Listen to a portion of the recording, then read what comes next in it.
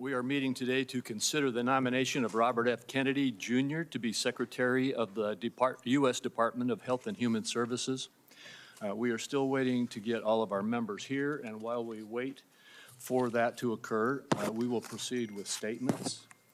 And I will proceed first, then Senator Wyden, and then we will rotate from one side to the other until we are at a point where we are prepared for the vote. Does that fit with you, Senator Wyden? Yes, sir. Mr. Kennedy, if confirmed, will have the opportunity to deliver much-needed change to our nation's healthcare system. He has spent his career fighting to end America's chronic illness epidemic and has been a leading advocate for healthcare transparency, both for patients and for taxpayers. Mr. Kennedy has also clearly responded to our questions during the rigorous due diligence process in his hearing also, and in the course of answering over 900 questions for the record that were asked by members of this committee. In response to members of the committee, Mr. Kennedy has even amended his ethics agreement, going beyond what is required by the Government Office of Ethics. Mr. Kennedy has proven his commitment to the role of Secretary of the HHS, and I will vote in favor of his nomination. I strongly encourage my colleagues on both sides of the aisle to do the same. And with that, I recognize our ranking member, Senator Wyden, for his remarks. Thank you very much, Mr. Chairman. I'll have a brief statement, and then several of my colleagues on our side are also going to make brief statements. This morning, we're going to vote on Robert Kennedy's nomination to serve as our nation's chief healthcare officer. Before we get to Mr. Kennedy, and why I believe he is singularly unfit to serve as HHS Secretary, I'd like to say this. The last several days we've witnessed an authoritarian takeover of our federal government by Elon Musk and Donald Trump. They have set their sights on a full purge of anyone in government that doesn't bend the knee and follow their orders. They've taken over the Treasury Department's payment system. And colleagues, that has a direct effect on major programs within our committee's jurisdiction that include Social Security, Medicare, and Medicaid. For example, this committee voted for a major reform of pharmacy benefit manager legislation. We passed it 26-0, but Trump and Musk killed it. think what they could do with abuse of the payment system. Now, in my view, much of this is of dubious legality and constitutional authority, and certainly flies in face of congressional responsibilities. I'll wrap up on this point by saying I hope our colleagues on the other side of the aisle will not sit by while Musk and Trump make a mockery of the power Republicans hold in their congressional majority. Now more than ever, the American people need leaders that will stand up to these abuses. That brings me to Mr. Kennedy. A recent analysis showed that Mr. Kennedy has made 114 separate appearances in just the last 4 years where he has espoused anti-vaccine views or spread information about the efficacy of vaccines, misinformation specifically. In 36 of those instances, Mr. Kennedy directly linked vaccines to autism. Last week, Mr. Kennedy was given ample authority on a bipartisan basis to recant his decades-long career peddling anti-vaccine conspiracies. Instead, he spent his time with us dodging and weaving and gave no indication that if confirmed as HHS Secretary, he would stand by the long-settled science surrounding routine vaccinations. Just take the Samoa measles outbreak as an example. Mr. Kennedy told me, and I quote, "We don't know what was killing them," speaking about the 83 measles deaths during an outbreak of the disease in 2019. Just yesterday, colleagues, the Director General of Health from Samoa called this claim a total fabrication. Peddling these conspiracy theories as the nation's chief health officer is going to be deadly for kids across the country. On abortion, Mr. Kennedy's answers once again raised still more questions. He refused to tell us whether he would blindly follow a directive from Donald Trump to break the law and end access to mifepristone. And he seemed to have no understanding of his role in enforcing existing federal laws that guarantee women the right to life-saving abortion care. Mr. Kennedy also failed on several occasions to show a basic understanding of the Medicare and Medicaid programs he would be tasked with overseeing. Colleagues, that alone should be disqualifying. Mr. Kennedy has given us no reason to believe he'll be anything other than a rubber stamp for plans to gut Medicaid and rip health care away from the American people, and be a yes man if ordered by Musk or Trump to take an illegal action. I close with this, colleagues. Today, we're going to make a judgment about the future of science in this country. We're going to make decisions that are going to impact the health and well-being of Americans for years to come. I agree, and I say this to my colleagues on both sides of the aisle, that the healthcare status quo needs substantial changes so we get better, more affordable care to patients. And that leaves, given my statement, the question in front of us now that's pretty simple. Do senators want their legacy to include disregarding basic health science and instead elevate conspiracy theorists? Making Robert Kennedy Secretary of Health and Human Services, in my view, colleagues, would be a grave threat to the health of the American people. And I urge my colleagues this morning to vote no. So we had everybody here. Can I ask that we do the vote now and then do the comment? Why don't you do it 2 or 3 on each and then we go to the vote? Can I go? Yeah, we're going to do it. So Senator Wyden, we have all of our members here. Senator Wyden and I have agreed that we will have 2 or 3 on each side who wanted to make statements do so before the vote. So please, everyone, hold with us while we have those statements made, and then we will proceed to the vote. I know we've got a lot of folks here pushing on some. Do you want to vote now? Mr. Chairman, Mr. Chairman, I've got several colleagues who were under the impression after we talked that we would have 2 or 3, and I'm happy for both sides to make brief remarks, and I'd still like to stay with that. I did make that commitment, and so I could say to my colleagues on my side, I would appreciate it if you would hold your remarks until after the vote. We will let a couple on your side have their remarks, and then we will proceed to the vote. Great, thank you. And who would be next? Senator Cantwell. Senator Cantwell. Mr. Chairman, thank you. I didn't, when you said 2 or 3 people, I didn't know who you had in mind, but being next in seniority, I appreciate the opportunity. Today is very concerning to me because of the future of what I think our nation faces.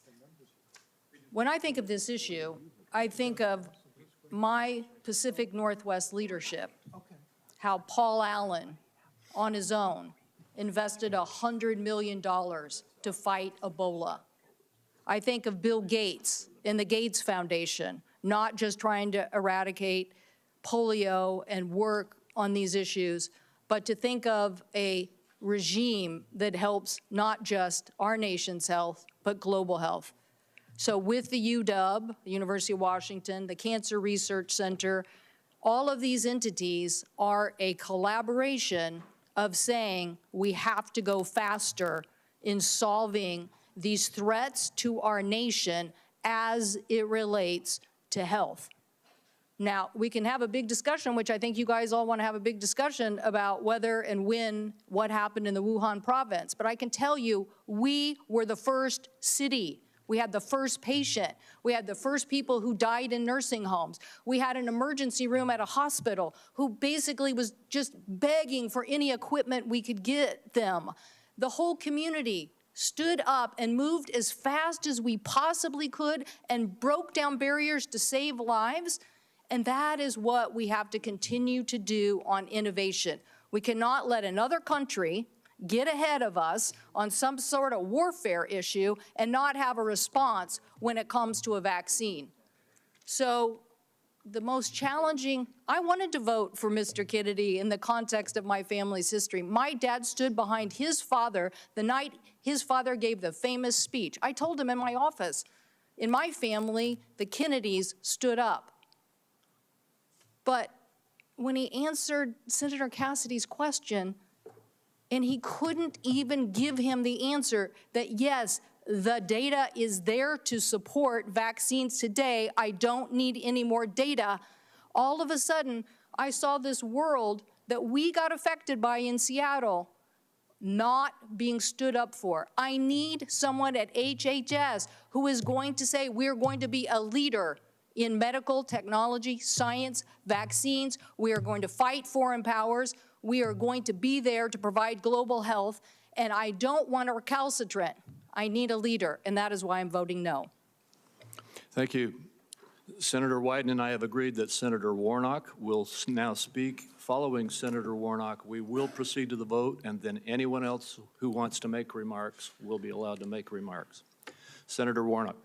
Thank you so very much, Mr. Chairman. At a rally a few months ago, Donald Trump said that he was going to allow Mr. Robert Kennedy to, quote, go wild on health. Go wild. Of all the things that I can think of that I'd like to see a Secretary of Health and Human Services do, go wild is not on the list. Mr. Robert Kennedy is manifestly unqualified for the job he seeks. And in both my live and written questions for the record, he failed to commit to protecting access to affordable health care, failed to commit to protecting the people who are protecting us. The problem that the CDC has is that every day these noble civil servants and workers protect us from dangers that we don't see. And often you don't get credit for protecting people from things that they don't see. I simply do not trust him to oversee the CDC. He's unqualified, and I dare say everybody here knows it. We need a serious person at the helm of the HHS, an agency responsible for about half of the health of about half of all Americans. Mr. Kennedy appears more obsessed in chasing conspiracy theories than chasing solutions to lower health care costs for working families in Georgia and to make sure that we are protected. The last thing we need is a dilettante dabbling in conspiracy theories at HHS. I cannot vote for a nominee who is not going to lower health care costs for Georgians, who is going to undermine basic science in public health, who puts his own interests above the health and the well-being of others. For the health and well-being of all of our families, the people who count on us, to think about them in these rooms of power. I urge all of my colleagues on both sides of the aisle to look past politics and think of country and to find the moral courage to do what's right. Oppose this nomination. Thank you, Senator Warnock. We now have not only a quorum, but all members of the committee are present. I move that the committee favorably report the nomination of the Honorable Robert F. Kennedy, Jr. of California to be Secretary of Health and Human Services. Is there a second? Second. There is a second. The clerk will call the roll. Mr. Grassley. Aye. Mr. Grassley, aye. Mr. Cornyn. Aye. Mr. Cornyn, aye. Mr. Thune. Aye. Mr. Thune, aye. Mr. Scott. Aye. Mr. Scott, aye. Mr. Cassidy. Aye. Mr. Cassidy, aye. Mr. Langford. Aye. Mr. Langford, aye. Mr. Daines. Aye. Mr. Daines, aye. Mr. Young. Mr. Young, aye. Mr. Barrasso. Mr. Barrasso, aye. Mr. Johnson. Mr. Johnson, aye. Mr. Tillis. Mr. Tillis, aye. Mrs. Blackburn. Mrs. Blackburn, aye. Mr. Marshall. Mr. Marshall, aye. Mr. Wyden. No. Mr. Wyden, no. Ms. Cantwell. No. Ms. Cantwell, no. Mr. Bennett. Mr. Bennett, no. Mr. Warner. Mr. Warner, no. Mr. Whitehouse. Mr. Whitehouse, no. Ms. Hassan. Ms. Hassan, no. Ms. Cortez Masto. Ms. Cortez Masto, no. Ms. Warren. No. Ms. Warren, no. Mr. Sanders. No. Mr. Sanders, no. Ms. Smith. No. Ms. Smith, no. Mr. Lujan. No. Mr. Lujan, no. Mr. Warnock. No. Mr. Warnock, no. Mr. Welch. No. Mr. Welch, no. Mr. Chairman. Chairman votes aye. Mr. Chairman, the final tally is 14 ayes, 13 nays.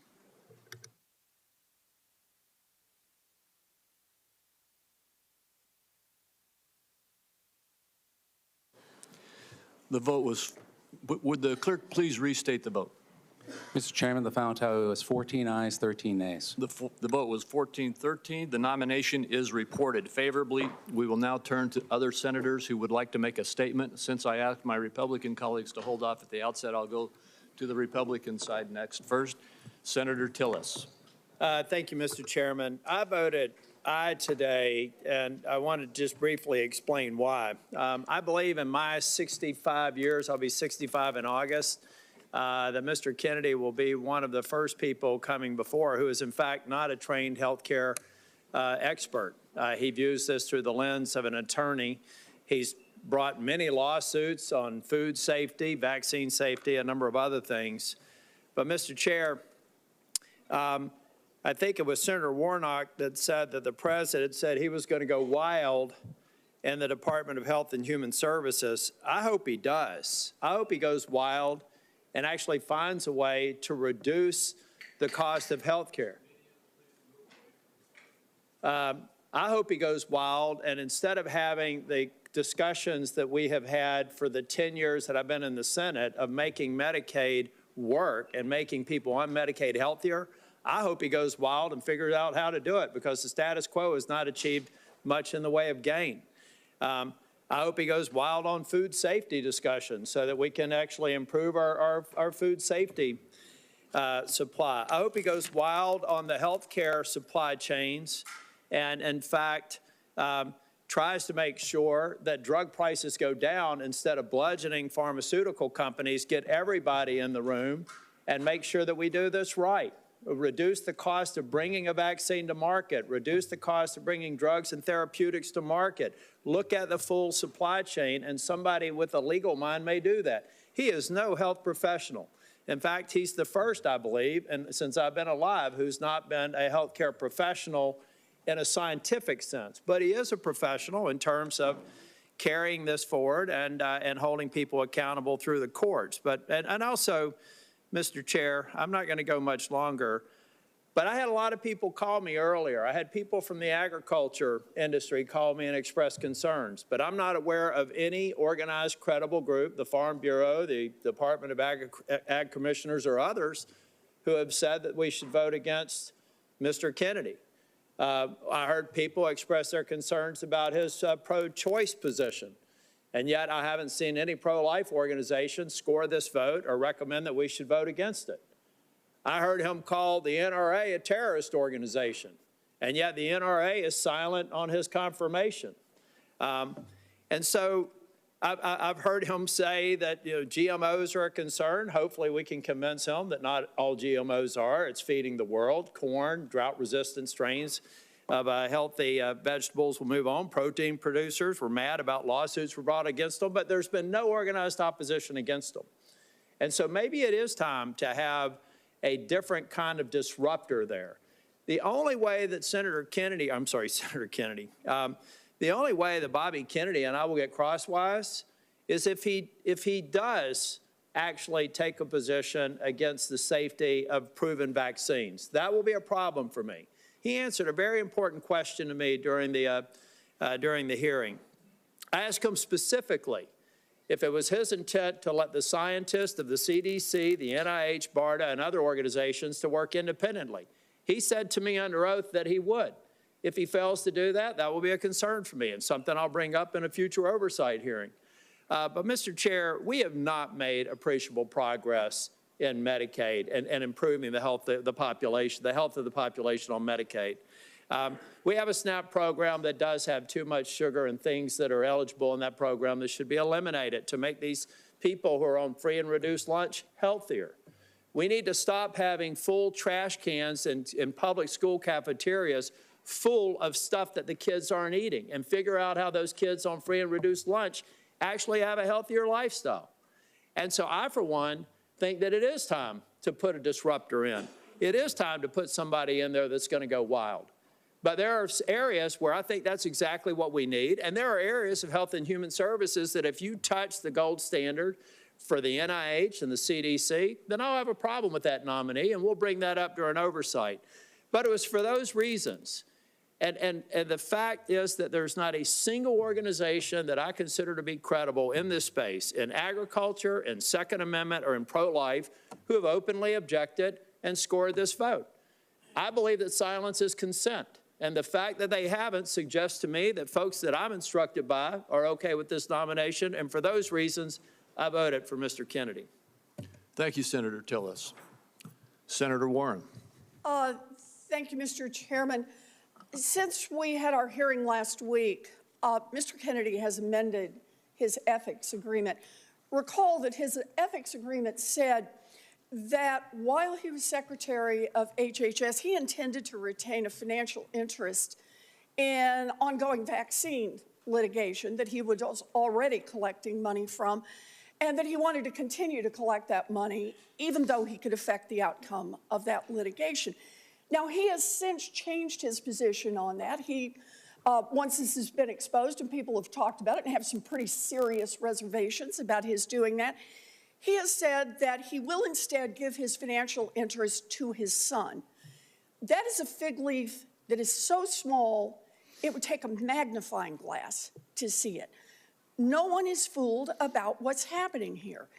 Mr. Kennedy refuses to say that he will not participate in these lawsuits financially the day after he leaves office. And yet, Mr. Kennedy has acknowledged, first, that the American people have a right to know that the decisions you're making are decisions that are in their interest, not in your future financial interest. He has said he thinks that's the right standard, and yet he has figured out how to make money off his anti-vax positions. He's already raked in $2.5 million.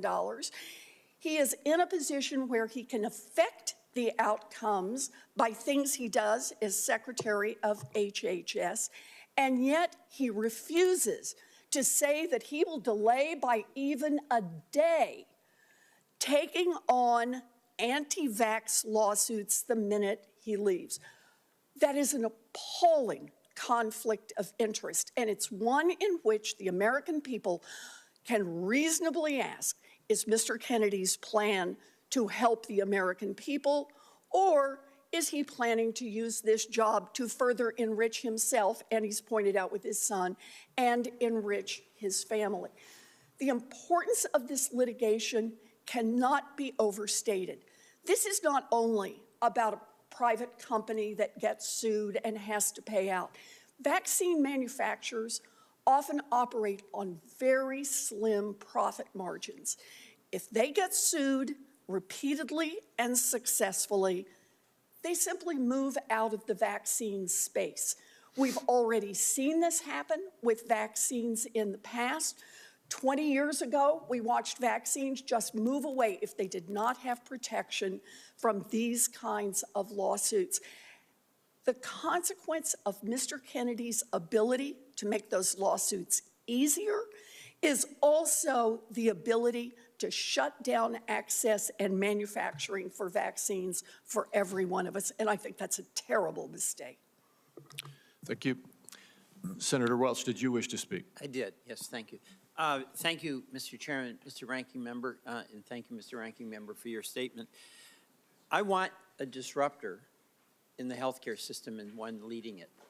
I don't want a destroyer. And there's three issues before any nominee that we have to consider. One is character, another is competence, and a third is priorities. We did not have Carolyn Kennedy here, but she gave a statement. And she said that Bobby was able to attract people through the strength of his personality, his willingness to take risk and break the rules. And those might be desirable qualities if it was accompanied by sober judgment and behavior, because the person who leads a major organization has to have the confidence of the people that work for him. And frankly, some of the things that he did that never explained, a chainsaw taken off the head of a whale, dumping a bear in Central Park for his own amusement. These are just weird things. And we never really got into the character issue of what is required for a person who runs such a major department. The competence question, this is all on a wing and a prayer and a hope. There's no record of Mr. Kennedy having experience in managing a large organization in medicine, no experience with science, and none of the prior experiences required not only to run a major organization, Health and Human Services, but also the CDC, the NIH, and all the other organizations that are under the umbrella of healthcare. And by the way, on the competence issue, let's be candid. This was a deal where Mr. Kennedy was running for president as a Democrat. He lost, and he approached President Trump to make a deal, and for political reasons, the deal was made, and the appointment was going to be that he's Health and Human Services. The president has a right to make that deal. Mr. Kennedy can seek it, but it doesn't translate into competence. And the third is priorities. The priority for Mr. Kennedy is about the vaccines and his theory of that. And we need reliable vaccines and not conspiracy theorists on that. But you know, the healthcare system is not working for the American people. It is too costly. Our employers who care deeply about providing employer-sponsored health care can't afford these premiums.